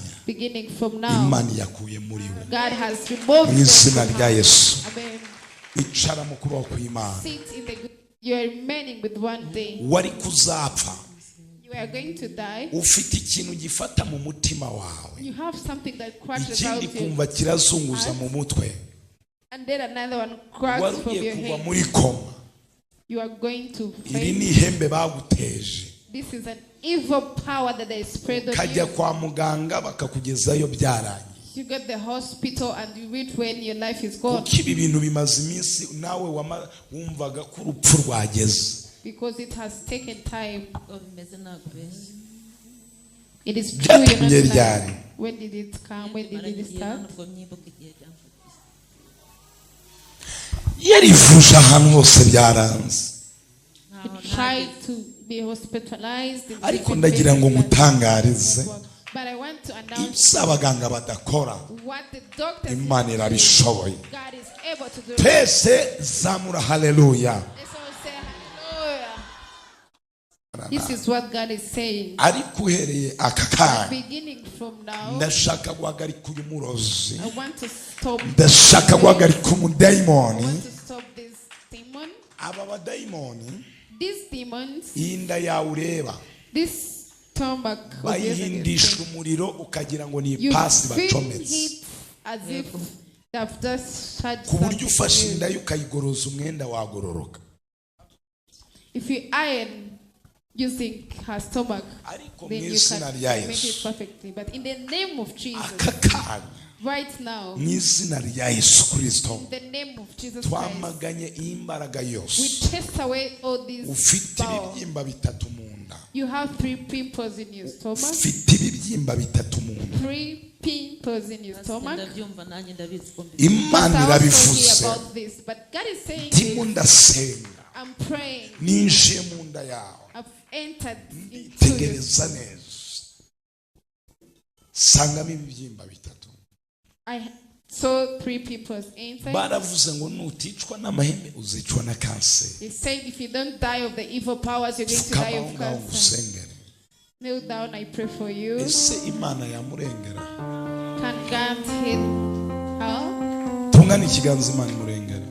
Lay a hand on her that God can rescue Data mu her. izina rya Yesu. Father, in the name of Mu Jesus, bushobozi bw'Imana. in the power of yours, Mu bubasha bwawe. in your authority, Umwuka wose. every spirit Ibyo bamutamizemo. of what they sacrificed on her, Turawirukanye.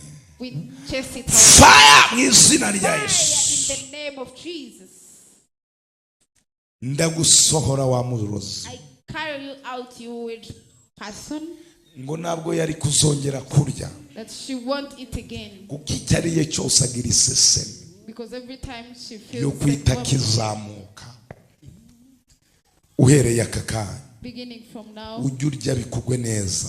you should eat and feel good. Nkoze operasiyo. I've done an operation. Ndakuramo ibi bisimba. I remove all these people. Ndasohoramo ibi bisimba. I take them out of you. Ndasohoyemo ibi bisimba. I take them out mu izina rya Yesu Kristo w'i Nazareti ndimo ndagukore operation mu buryo bw'Imana, ndimo ndagukora operation mu buryo bw'umwuka mu izina rya Yesu Kristo. Imana ikoze operation ikuye ibibyimba mu nda yawe bitatu, ndahashubirishije ubuzima mu izina rya Yesu Kristo w'i Nazareti, uhereye aka kanya ukageza iteka ryose mu izina rya Yesu, mu izina rya Yesu. Amen. Genda amahoro ntugipfuza gushima. Reka tubashimire guhitamo neza kuba natwe uyu munsi. Nizere ko mwagize amateraniro meza. Twishimiye kongera kubabona vuba mu materaniro ya buri wa gatatu kwa gatanu no ku cyumweru. Ku munsi ejo kwa gatandatu turaba turi Zoom online, turatangira gusenga isaa 9 zuzuye kugeza saa 11. Ukeneye gusenga natwe kuri Zoom online, ushobora kwegera aba cameraman bakaguhereza code cyangwa se link, ushobora kwinjiriraho kuri Zoom yawe tukabana mu mwanya w'amasengesho isaa 9 zuzuye ejo ku isaha y'i Kigali. Tuba turi gusenga Imana bari hanze y'igihugu, nawe ku isaha 9 ku isaha y'i Kigali, si saa 9 iwanyu kuko tuba mu masaha atandukanye, ahubwo bara amasaha yawe ku isaha ya saa 9 ku isaha y'i Kigali dusengane Imana. Reka dushimire cyane abayoboye gahunda, kozi Imana mama rafiki Imana imumugisha, abapasita mwese mwadusuye mwabanye natwe, abakozi Imana dufatanya umurimo w'Imana. Reka tubashimire ko muri abakozi b'Imana beza baririmbyi, twabanye mu mwanya wo kuririmba korali ya bashyitsi badusuye. Turabashimiye tuvuga ngo muzagaruke, mugire ngutya tubabwire ngo muzagaruke, mubabwire ngutya mubatunga ikiganza muzagaruke. Kandi tubahaye intasho guturuka ku cyicaro gikuru cy'itorero, nimuba muri guterana muzasuze bene data, mubabwire ngo twavuye ku mubyeyi yatwifurije umugisha, anaduha intasho ngo tuzabasuze. Imana ibahereze umugisha mwinshi. Abari kubanga bwa kamera, televiziyo, Sezo TV ndetse na Robot Miracle Chat TV, Imana ibahereze umugisha Rodi na Pasiteri, namwe mwese twabanye na interpreter wakoze umurimo wo gusemura. Imana imumugisha. Mwegereje dusaba umugisha gusoza, tuzagaruka no ku cyumweru isaa 6:30. Ariko ari ninjya mvuga ngo ndabyakiriye mu izina rya Kristo Yesu w'i Nazareti. Imana iguhereza umugisha, mwatuye umugisha indura amateka y'ubuzima bwawe, mwatuye umugisha uturuka heraho mu rusengero, mwatuye umugisha uturuka mu gihugu cyo mu ijuru, mwatuye umugisha nk'umutambyi wabaye imbere yawe kubwiriza, mwaturiye kurindwa, mwaturiyeho uburame, mwaturiye gukomera, mwaturiye gukira indwara, mwaturiye ubudangarwa, mwaturiye hisha n'ihirwe, mwaturiye iherezo ryiza ry'abakiranutsi n'ubugingo buhoraho. Zamura ibiganza byawe. Mwami wanjye kandi Mana yanjye, Mana kwizerwe mva gusenga kwacu mu izina rya Yesu Kristo. Rapide stance le biniwai ratoshanto pinta stance. Imana yambwira abantu bamaze iminsi barimo basenga mu ntega amatwi, bakinye green card mu ntega amatwi muri riteraniro. Imana itanzemo green card 6 ku bantu bateranye mu kwezi kwa gatanu. Imana irabatabaye 6 Imana nibitanze.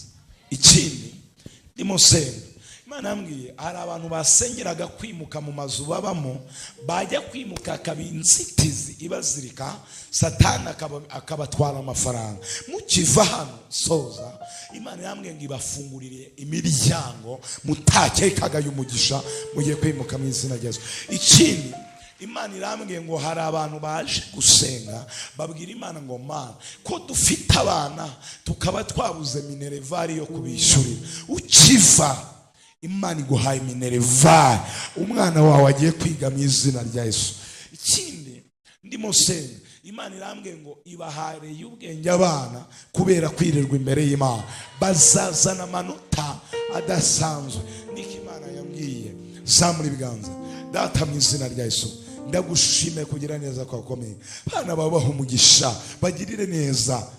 Turagushimiye kubw'ibitangazo wakoreye. Hari umubyeyi amaze igihe avadakama. Mama, Imana iragukamije, Imana iragucijije. Wari umaze igihe uva utere hareruya urakize. Data akoze igitangaza gikomeye, Imana imukije kuva daka. Tera hareruya. Amaze igihe avadakama, Imana yagukije. Dusoza uzagaruka uduha ubuhamya. Ikindi, hari abantu batatu mbonye bari bafite imanza. Imana irambwengije kuburana imanza zanyu mutaburanye kuko Satani yashakaga kubarwanya. Imana irabarengeye ku bwa Yesu. Zamura ibiganza be. Ndi gusoza. Inzu utuyemo genda uyimukemo. Reba, nturenze igihe kingana n'ibyumweru 3. Untega amatwi. Wowe nijoro iyo uryamye, Imana irambwiye haza ibintu bigutera kukuniga kukwica. Ibyo nibyo byari byarwaje umugabo abishaka kumwica. Imana irambwiraga ngo wari kuzimuka, wapfuye hakimuka umugabo wawe, cyangwa se ukimuka we yapfuye. Umwe muri mwe yashaka kuba igitambo. Imana irambwiye itanze inzu ukiva. Shaka inzu uyimuke. Iranzu ni igihe cy'igitambo cyari cyageze cyawe. Ariko Imana itanze uburinzi. Ibintu byazaga kukuniga ntacyo bikigutwaye. Hereza Yesu icyubahiro. Ndagushimiye Data kugira neza kwawe. Duhanye imbaraga zahora ko twabaye imbere yawe, izahorera mu byacu n'abacu. Buri muntu urwaje cyangwa urwaye agira atunga ikiganza arwaye cyangwa atunge ku murwayi we. Mana Data, dusenge abantu barwaje n'abarwaye ubakize mu izina rya Yesu. Duhagaritse impfu, duhagaritse indwara. Hari umuntu umaze kurota kabiri yarakize sida mu iteraniro hano arimo, yakize uburwayi bwa sida. Uzansange, nanze kubivuga ngo uze kunsanga hatakumenye. Uzansange ariko wa mbere umbwire ngo ninjye. Imana irambwiye ngo nzasenge agacupa k'amazi. Nzahita nkweza kwa muganga, bazasanga wakize sida. Urakoze Data. Sabiye abana bamugisha ugendane nabo. Ikiruta byose sabye kugira iherezo ryiza ry'abakiranutsi n'ubugingo buhoraho. Reka bagaruke kuri uyu ku cyumweru bagushimira, bavuga gukomera kwawe. Benshi bahindura amateka, wica imbaraga zabahoraho. Tegura imitego mu nzira bagiye gucamo y'abadayimoni, kubite hasi. Bageze mu macumbi yabo basanga wabatanzeyo, wakoze ibita. Ko ndi gusenga nkerekwa ndagira uyu wambaye agapira k'umuhondo, hari ibyago byari iwawe. Ugerageze ku cyumweru uzanzanira nawe amazi mubona avuze. Nzakubwira ahantu hatabye ibintu wowe utazi. Yesu akugire neza. Amahoro y'Imana agendane namwe uhereye none ukageza iteka ryose, ni mu izina rya Kristo Yesu Nazareti. Amen. Shalom. Shalom.